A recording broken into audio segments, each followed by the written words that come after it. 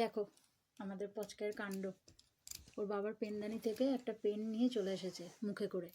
ও এ ঘরে আসছে, দেখছি যে ওর মুখে একটা কি বুঝতে পারছি না, তারপরে দেখি একটা পেন কিভাবে দেখো এই কম্পিউটার টেবিলের ওপর উঠেছে, উঠে ওই পেনদানি থেকে নিজের পছন্দ মতো একটা পেন বের করে নিয়ে চলে এসেছে।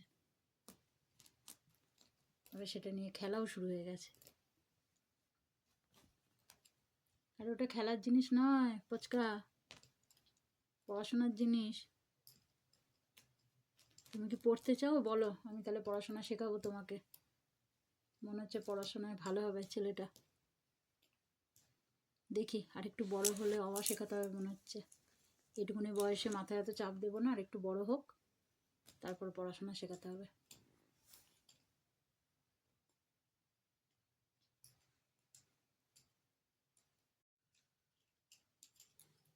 ও খেলার কি ঘটা দেখো শুধু একবার।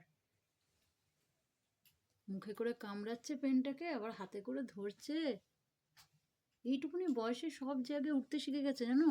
ডাইনিং টেবিল থেকে শুরু করে ড্রেসিং টেবিল, কম্পিউটার টেবিল, সব জায়গায় উঠতে শিখে গেছে। আর কতটুকু বলো, এই পেনটার থেকে হয়তো আর একটুখানি বড় হবে লম্বায়, তাতেই এত পাকা হয়েছে।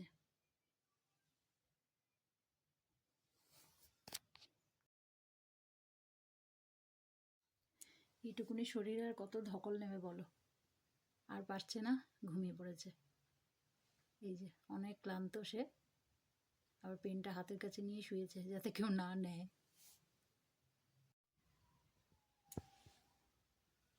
দেখো এই ছেলের চোখে ঘুম আছে। আমি যেই ও ঘর থেকে চলে এসেছি এই ঘরে, আর ও আমার সঙ্গে সঙ্গে পিছু পিছু চলে এলো। এখন আয়নার ওখানে ঘুরে ঘুরে নিজেকে একটু দেখছে আয়নাতে। দেখো ঘুম উড়ে গেছে চোখ থেকে। কে বলবে একটু আগে ঘুমিয়ে গেছিল।